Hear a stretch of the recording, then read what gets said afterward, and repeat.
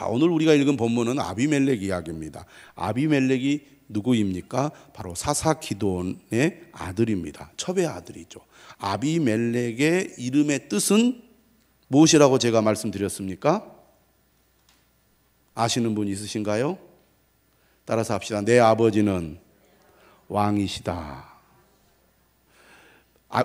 아비멜렉의 아버지 기드온은 300명의 사람들과 함께 13만 5천 명의 대군을 물리쳤습니다. 미디안의 연합군을.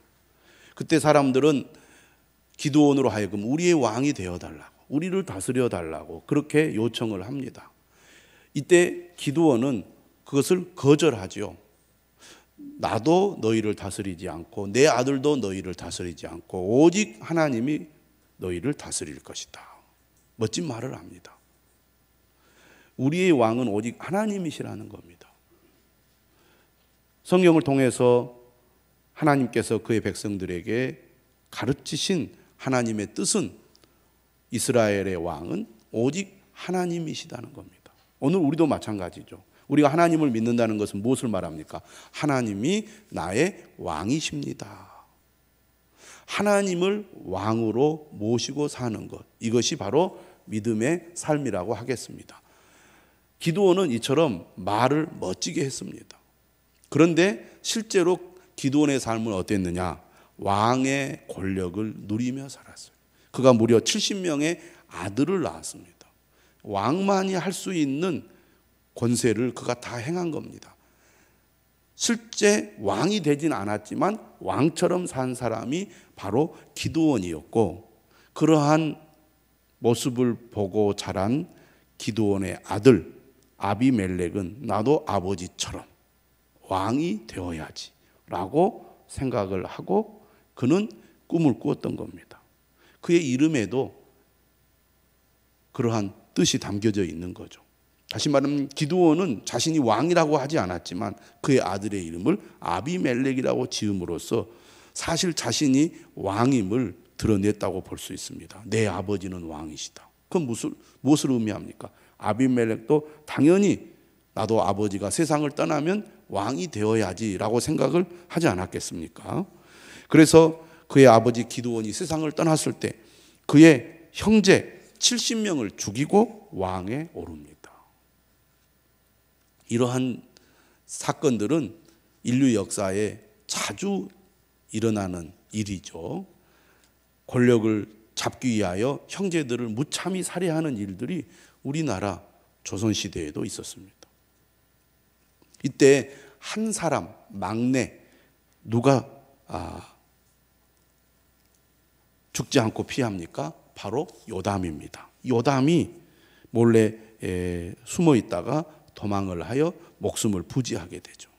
그래서 그가 나무 우화를 통해서 아비멜렉을 저주합니다. 자, 9장 20절 한번 보시기 바랍니다. 9장 20절. 9장 20절 한번 같이 읽어보겠습니다. 시작. 그렇지 아니하면 아비멜렉에서 불이 나와서 세겜 사람들과 밀로의 집을 살을 것이요 세겜 사람들과 밀로의 집에서도 불이 나와 아비멜렉을 살을 것이니라 하고. 자, 이게 무슨 얘기냐? 아비멜렉이 왕이 되기 위해서 누구의 도움을 받느냐면 외가의 도움을 받습니다. 그의 외가는 세겜 사람들이죠. 세겜 사람들을 찾아가서 뭐라고 얘기하느냐면 우리가 남이냐 이렇게 얘기합니다. 우리가 남이냐. 이왕 이 나라의 왕이 필요하다면 여러분들은 나를 지지해 주십시오. 그리고 내가 왕이 되려면 70명의 사람들을 다 없애야 왕권이 더 확립되지 않겠습니까? 세겜 사람들, 외가 사람들의 지지와 도움을 받아서 70명의 형제들을 죽이고 왕위에 오르는 거죠. 다시 말하면 세겜 사람들의 적극적인 동조가 있었기 때문에 그 세력을 힘입어서 아비멜렉이 왕이 될 수 있었던 겁니다. 이때 목숨을 구한 요담이 도망을 가게 되고 그리고 우화를 통해서 이 아비멜렉을 비판하고 저주하게 되는데 그 내용이 바로 방금 우리가 읽은 9장 20절의 말씀이죠. 무슨 말씀입니까? 아비멜렉이 세겜 사람과 밀로의 집을 살을 것이다. 다시 말하면 아비멜렉에 의해서 그를 도왔던 세겜 사람들이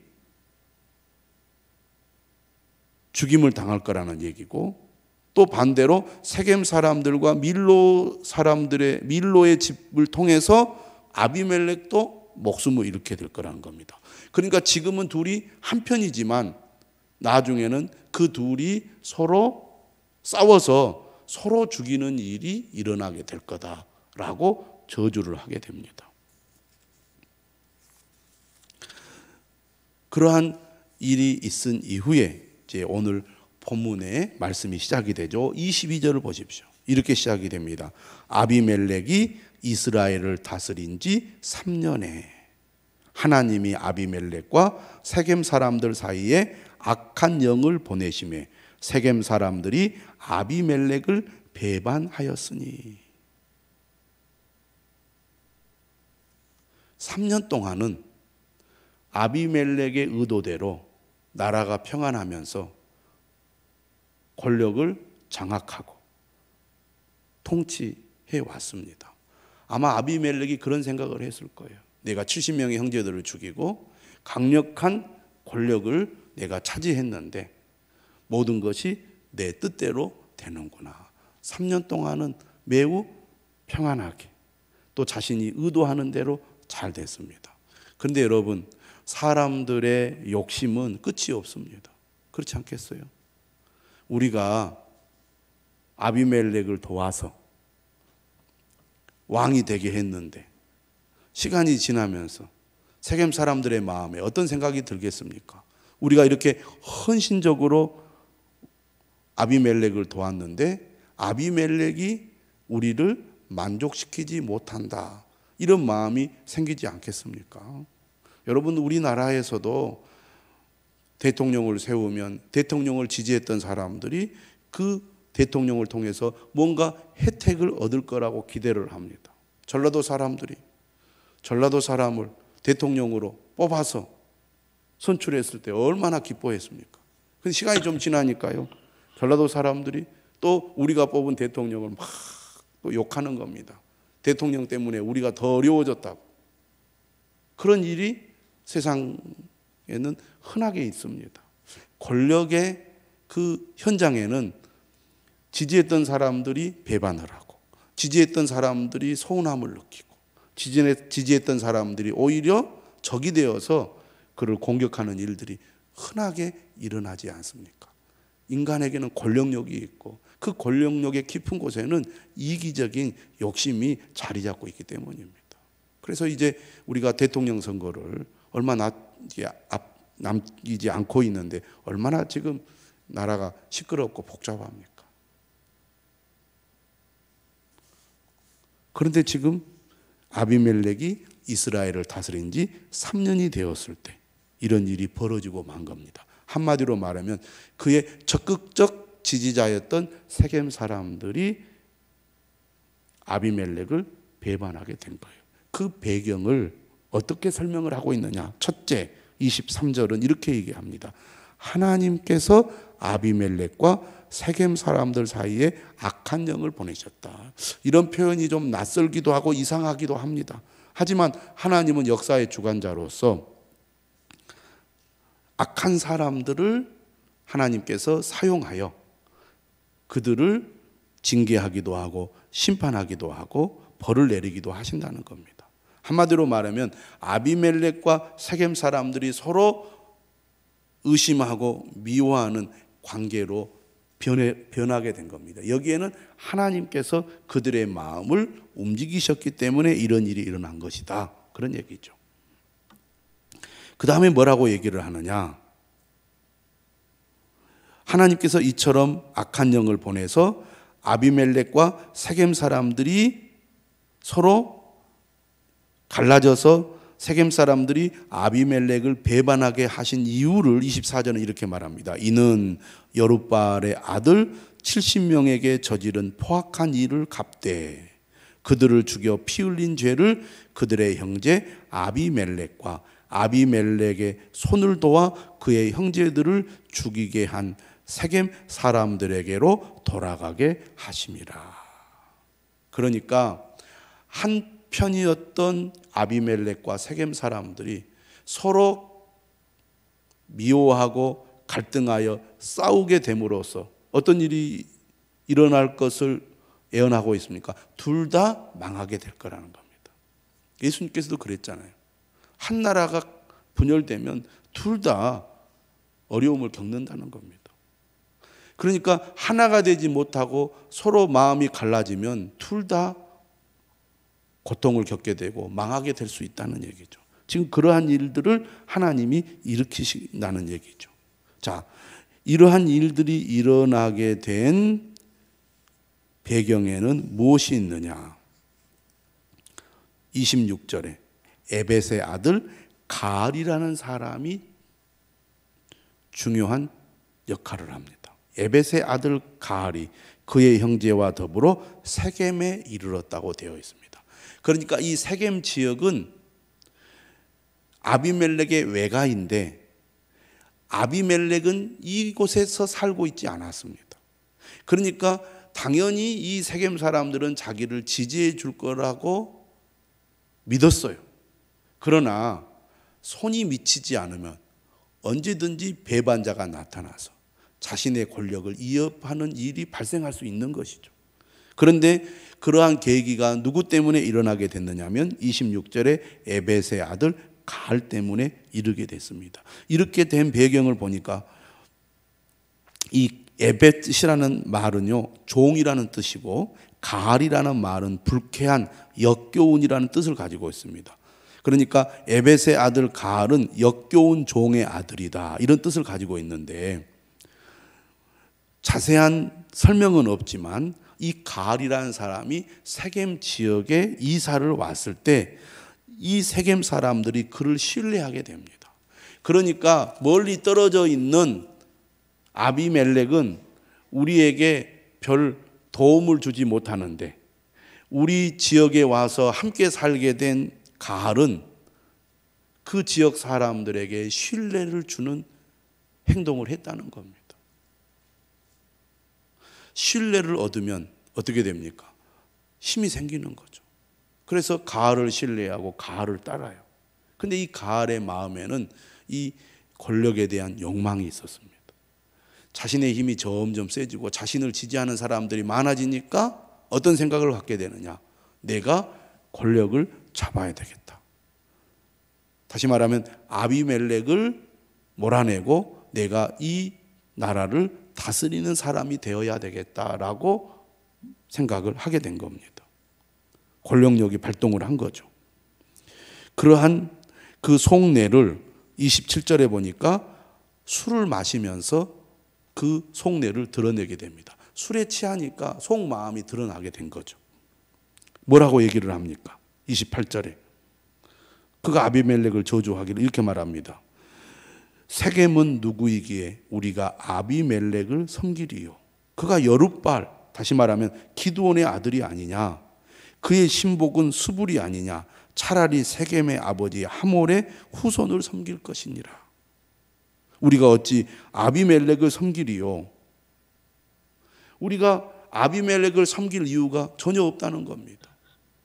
만약 아비멜렉이 그때까지 세겜 사람들에게 도움을 많이 주고 적극적인 지지를 받았더라면 이 말이 통하지 않았을 겁니다. 그런데 내용은 나오지 않지만 아마 관계가 좀 소원해졌던 것 같아요.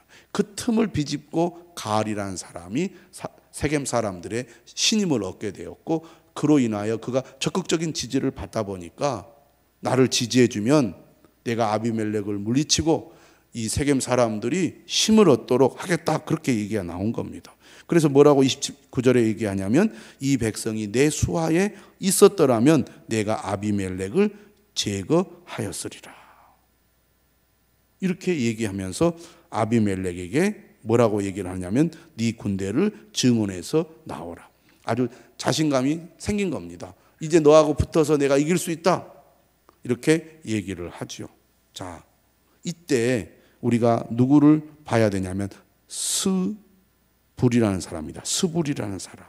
그러니까 이 세겜 지역을 다스리는 사람은 누구냐면 30절에 나오는 그 성읍의 방백 수불이에요. 세겜 사람들은 다 등을 돌려서 가을을 지지하고 있지만 아비멜렉의 신복인 수불은 여전히 아비멜렉을 따르고 있는 겁니다. 그런데 가을이 지금 반란을 꿈꾸면서 누구를 지금 비난합니까? 스불을 비난하잖아요. 28절에 보면.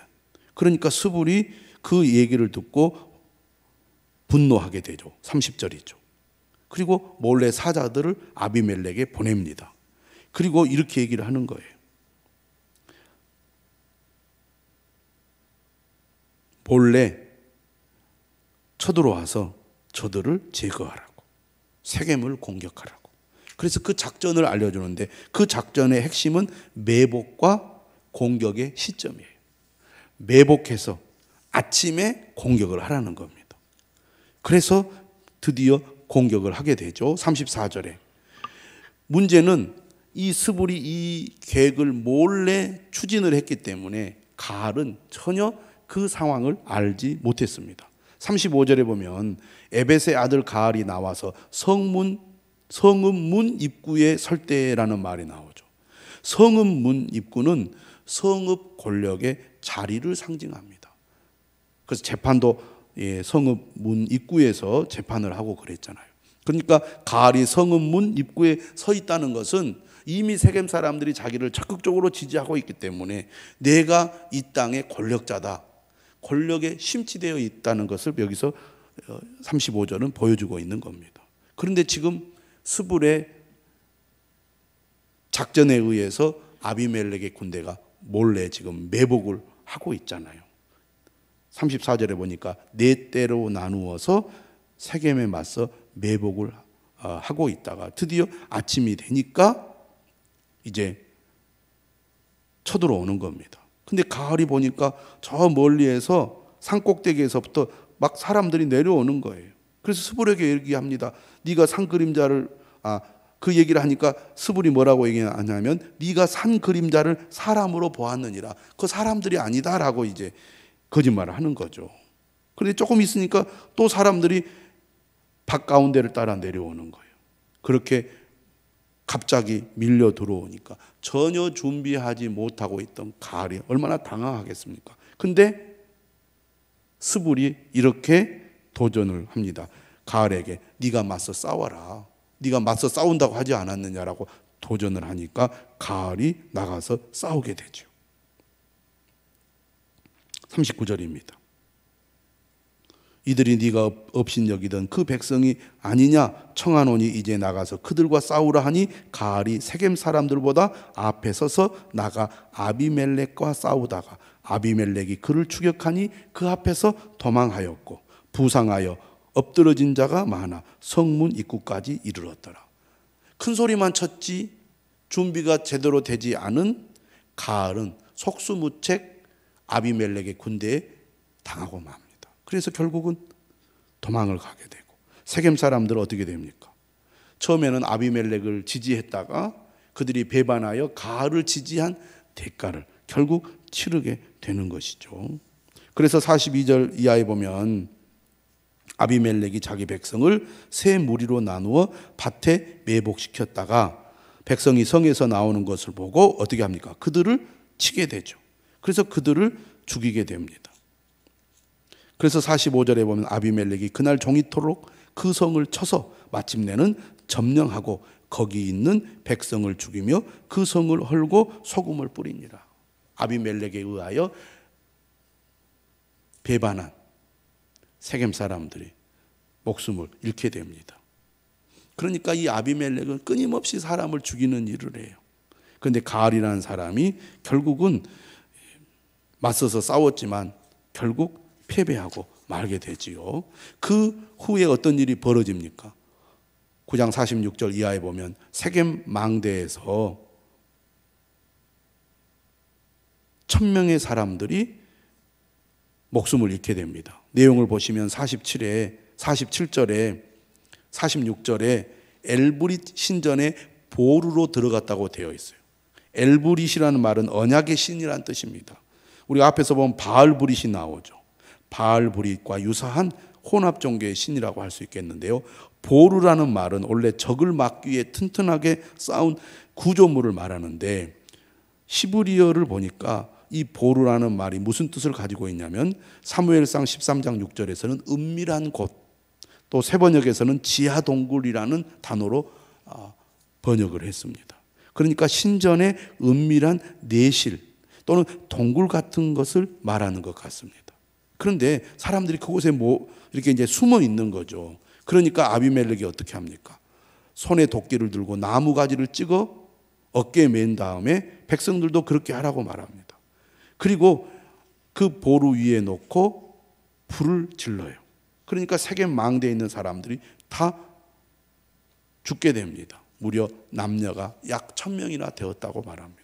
그래서 세겜 망대에 있던 사람들이 다 죽게 되죠. 이렇게 해서 반란을 일으킨 사람들을 어떻게 합니까? 아비멜렉이 다 이제 제압을 하고 승리를 거두기 직전까지 오게 되죠.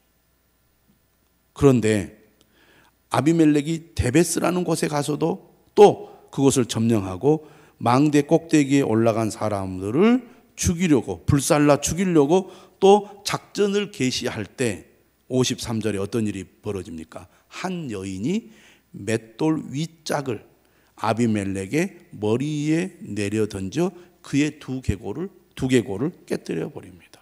어떻게 맷돌 윗짝을 들어서 던질 수 있었을까? 이렇게 의문을 던질 수 있는데 매일 성경이 잘 설명을 해놨어요. 뭐라고 해놨느냐면 맷돌 윗짝은 크고 넓은 판으로 된 아랫짝과 달리 작은 방망이 모양이었습니다.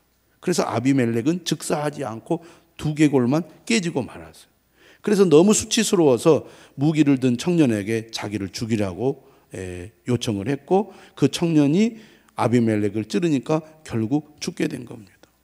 그러니까 아비멜렉이 무수한 학살을 벌여서 세겜 사람들을 죽였고, 또 그 중에 한 여인, 데베스의 망대에 있는 한 여인에 의해서 두개골이 깨지면서 아비멜렉 역시 목숨을 잃고 말았던 것입니다. 그렇기 때문에 56절에 이렇게 결론을 내립니다. 아비멜렉이 그의 형제 70명을 죽여 자기 아버지에게 행한 악행을 하나님이 이같이 갚으셨고, 또 세겜 사람들의 모든 악행을 하나님이 그들의 머리에 갚으셨으니 여룻바알의 아들 요담의 저주가 그에게 응하니라. 오늘 말씀의 결론은 결국 아비멜렉의 모든 계획은 성공한 듯 보였지만 결국에는 실패로 돌아갔다는 겁니다. 인간의 권력에 대한 욕심이 얼마나 큰지 잘 보여주고 있는 사건입니다. 예수님께서 그런 말씀하셨어요. 마태복음 26장 52절에 칼을 가지는 자는 다 칼로 망하느니라. 아비멜렉은 권력을 차지하기 위하여 자기 아버지의 자식들, 다시 말하면 자기의 형제들 70명을 모조리 다 살해하고 스스로 왕위에 올라서 권력을 잡았습니다. 그리고 그 후에도 지금 많은 사람들을 살해하는 악을 저지르지 않았습니까? 그는 그렇게 하면 모든 권력을 다 차지하고 끝까지 부경화를 누릴 수 있을 것이라고 생각했는데 결국은 그도 비참하게 죽고 말았습니다. 우리 한국 현대사도 그것을 잘 보여주고 있습니다. 며칠 전에 강주 학살을 일으킨 주범도 세상을 떠나지 않습니까? 오랫동안 비난과 또 이 고난을 당하다가 끝내는 결국 비난 가운데 목숨을 잃고 말았습니다. 칼을 가지는 자는 다 칼로 망하게 되어 있어요. 이 아비멜렉을 보면서 우리는 야고보서 1장 15절의 말씀을 생각하게 됩니다. 욕심이 잉태한 즉 죄를 낳고 죄가 장성한 즉 사망을 낳느니라. 인간의 권력에 대한 욕심은 얼마나 대단한지 모릅니다. 그러나 옛말에도 곤불 10년이라고 권력을 잡아도 그것이 10년 이상 가지 못하지 않습니까? 왜 사람들은 이처럼 욕심을 추구할까요? 여러분, 세상에 소망을 두게 되면 사람은 욕심을 추구할 수밖에 없게 됩니다. 아비멜렉이 하나님의 뜻을 추구했더라면 결코 왕의 자리를 탐내지 않았을 것입니다. 그가 왕의 자리를 탐냈기 때문에 형제들을 죽였고 수많은 동족들을 죽이면서 악행을 저질렀지 않았습니까? 우리가 오늘 말씀을 생각하면서 하나님의 길이 아니면 가지 않아야 된다는 것을 분명히 깨달아야 되겠습니다. 하나님의 뜻을 추구하는 것이 믿음의 길입니다. 결국 세상을 쫓아서 살아가면 욕심을 가질 수밖에 없고 욕심을 추구하면 결국 죄를 지을 수밖에 없습니다. 예수 그리스도에게 소망을 두고 살 때만이 우리는 욕심을 내려놓고 하나님의 뜻을 추구할 수 있음을 믿으시기를 바랍니다. 그런 의미에서 예수 그리스도만이 우리의 유일한 산소망임을 믿으시기를 바랍니다. 욕심을 열어놓고 하나님의 뜻을 추구하는 삶을 통하여 하나님께 영광을 돌리는 우리 모두가 될 수 있기를 주님의 이름으로 축원합니다. 우리